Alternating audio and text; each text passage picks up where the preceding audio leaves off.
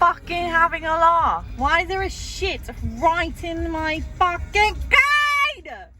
I'm trying not to like blind myself. So it's second week. I haven't really done anything this week. Like I've literally just avoided doing my A2. I've got a tutorial tomorrow with one of my tutors that is gonna help me with my A2.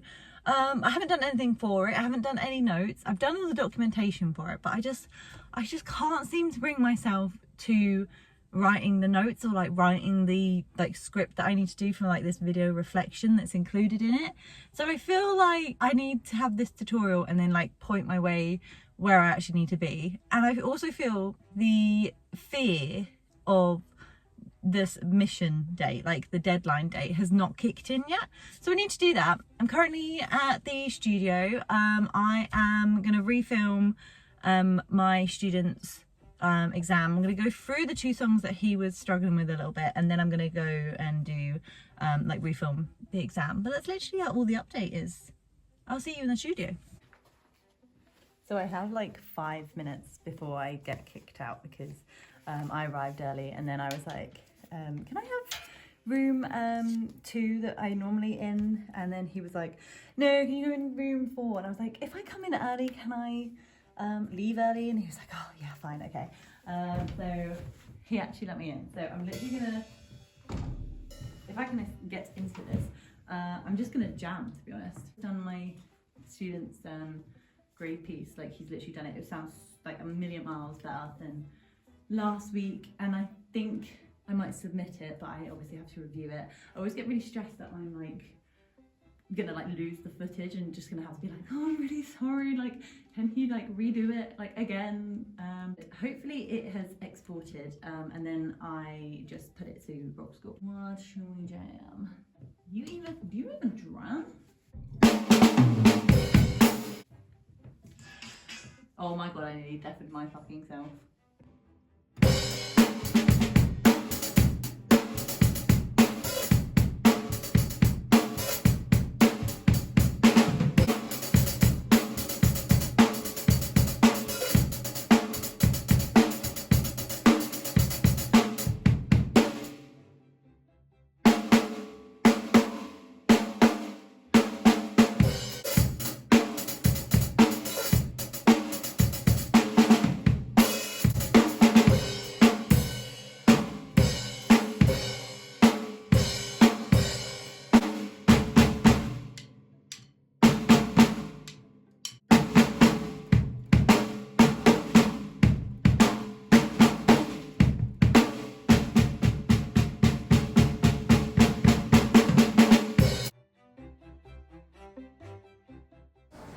We ended up in the pub quiz naturally because it's still Easter break.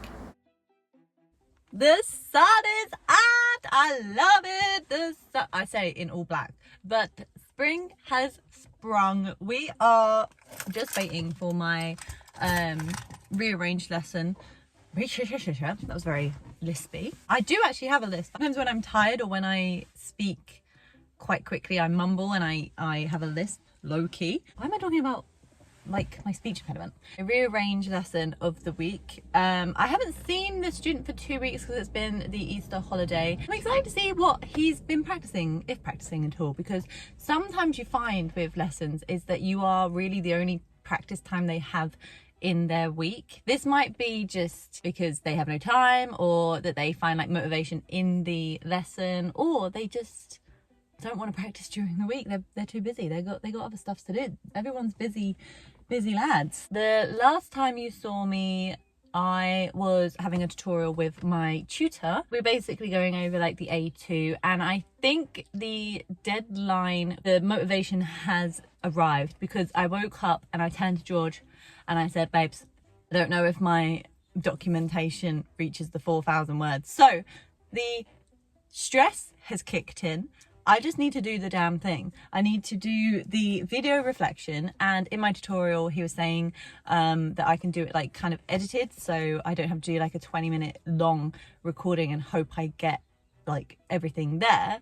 I just have to have 20 minutes of footage, me talking about my assessment. What else was there? Update on the move. We're really early in the process of moving, but we have decided that we are going to be looking for jobs, and then I'm going to hand my notice in when I get a job. This might take like a couple of months, to be honest, because the way that the job market is like down there, it's so odd though, because my master's is in teaching. My whole career, bar my students outside of work, has been in hospitality. So I'm looking for events. I'm also looking for like no experience teaching jobs as well. So I kind of need to like pick a lane and stick in it. But yeah, once I get a job and once George gets a job, we're going to look at renting for a couple of months, and then we'll look to buy when we're like a little bit more settled down in Brighton. I have kind of completely checked out mentally of my work. I just don't want to be there anymore. Now obviously I do my hours, I do my work, but there's like no enthusiasm for it, and I don't know if I'll keep this clip in. But yeah, I don't know what this waffling is. I'm gonna go into my second lesson and then I'm gonna get started on my script. I've tried to record this and try and make my points coherent, because I just end up ranting because I'm just so baffled and so like irritated by it. And it's this definition of a biological woman. I'm sorry, what the fuck is going on in the world? There is so many things that we could be looking after, that we need to focus on: poverty, climate change, war, everything else that is going wrong in the world, and we need to focus on. Why people decided to define a woman by their biological reproductive system? My 2 points that I want to make, maybe 3 points.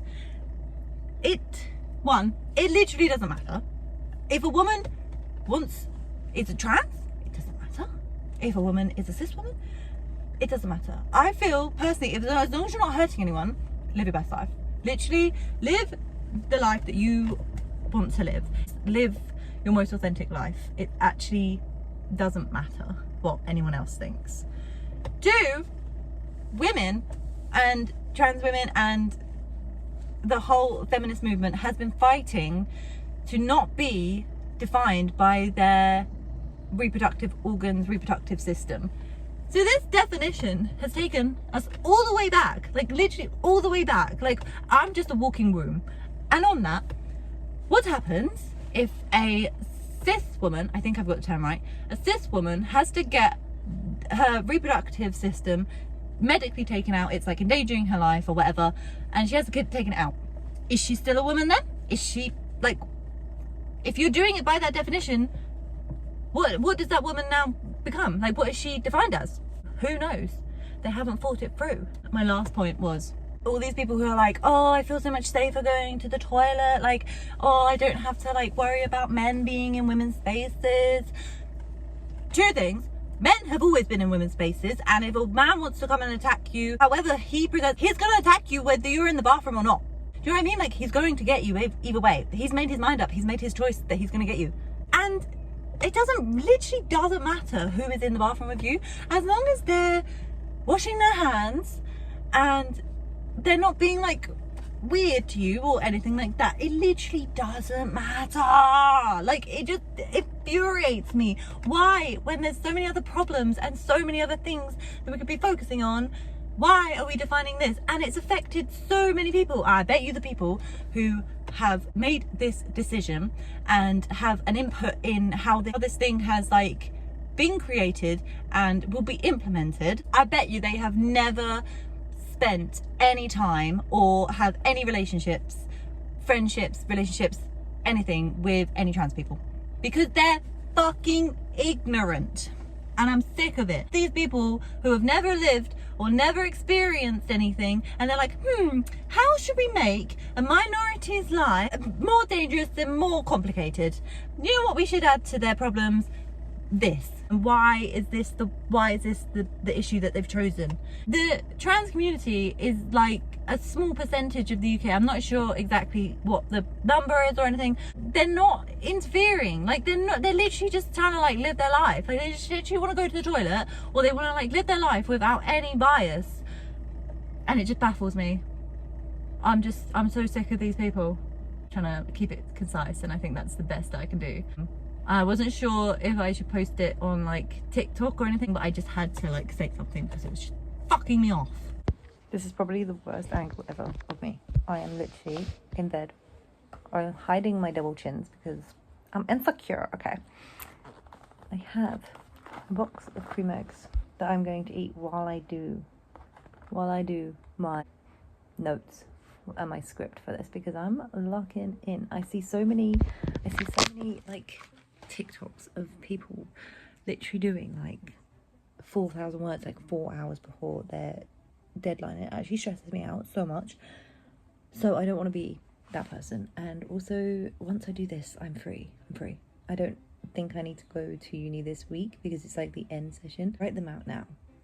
I'm going to do the 3 points that I discussed in my tutorial. So if I go to Spoons, they're open to 11. Can I be that person that's studying in Spoons while every 18-year-old is getting drunk on a Friday night? I mean, love that for them. I need to get it done. Oh, I don't know. I've been putting it off so much. I gotta be asked. So I have my little beaten up red book. Look how tattered this is.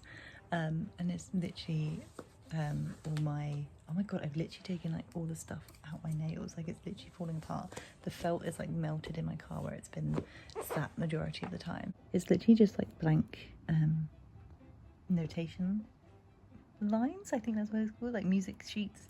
And this is basically like all my like jotting down and like everything, like ideas for fills and everything like this, like adding symbols, and like it really helped me with like learning like the notation of what a fill needs, like how much like each beat can have in, like literally like the stickings as well.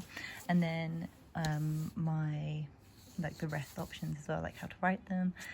And this is what my student has come up with. So we're doing headline act from grade 1, and he wanted to put it's like quite a rocky song, so he wanted to add like 16th notes into it. So we've done 1, 2, 3 and a 4 and that's basically, I was like breaking it down. One thing I find with people coming with students learning 16th notes is that they literally just go and hope it's 16th notes. So yeah, he's done that one, and then we had to improvise a fill or write a fill for Since You've Been Gone, which is this one. So we've got crash on beat 1, and then we've got snare, tom 1, snare, tom 1, snare, snare, and we basically just wrote them down, and I've sent them over to his book. Is literally falling apart. Yeah, literally just sent that to his mum so he can practice it during the week, and then I need to review my other students' drum piece and then I can submit it. This is on Saturday. What do you think of these shoes, guys? I don't know whether to buy them. We ended up having a little steak for lunch, and then we ended up having going to Rough Trade, which we went to a gig a couple of weeks ago. I bought a vinyl, I bought a jungle vinyl, and then these are just like the little things that made me laugh. They were in like scribbled in like the toilets and like the washroom bit, and then we had to sprint for our train, and we had a matcha there.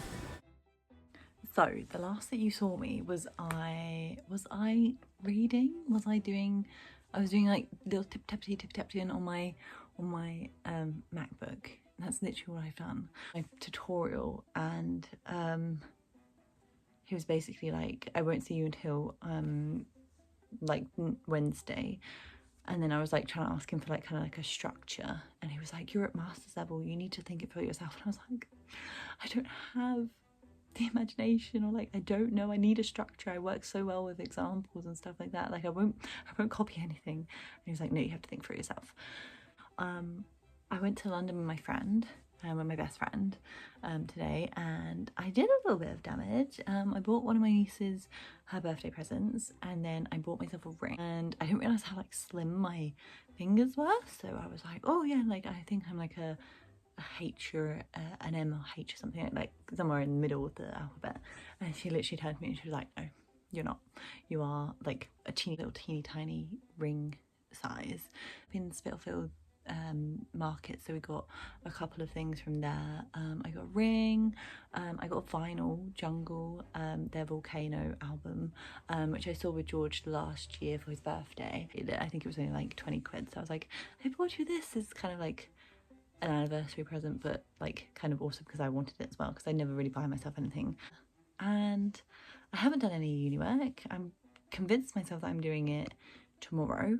I don't really know when, because George is on a night shoot, so he's gonna come back in when I am leaving, basically. Like, because George is out, I'm literally got like a little evening to myself. I think I might do a face mask and watch the Emma film, the Jane Austen adaptation. It's kind of like my guilty pleasure. I think that's like one of my favourite Jane Austen books. Like, everyone raves about like Pride and Prejudice, and yes, Matthew McFadden, gorgeous man, but there's just something comical about Emma and just how she's like, it's just so funny, and like it's literally like what, like 200 years ago, and it's still like relevant. Like, there's still so many like of those stereotypes.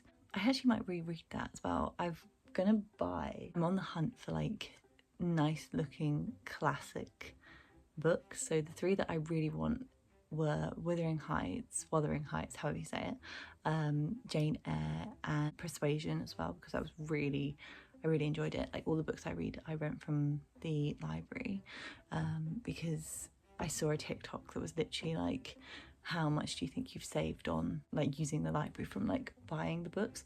And some woman had like saved like 23 grand, and I was like, well, imagine you like buy a book and you don't like it. Like, I can't imagine. I hate wasting money. Anyway, so I'm going to go and waste money and buy more books, but ones that I know I liked, and kind of become like a little bookworm this year. I've read 8 books this year already, literally like on the tube to Brighton, and then like majority of like the long car rides, George drives, so I read or I sleep. I think that's my evening. Literally such a lit Saturday night.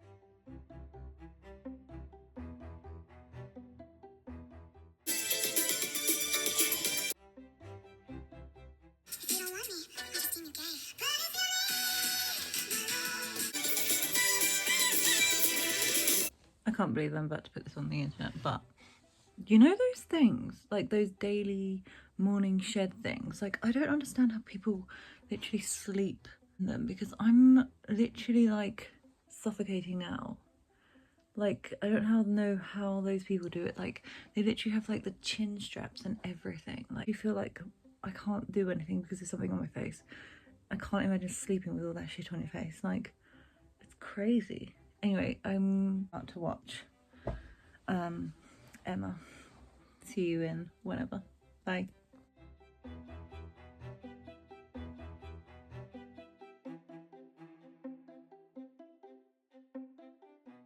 So I think that was literally it. Like, I literally spent my last my Saturday watching Emma, and then I literally went to bed. That's literally what I did. Sunday, I was like, yeah, I'm gonna get up, I'm gonna do my script.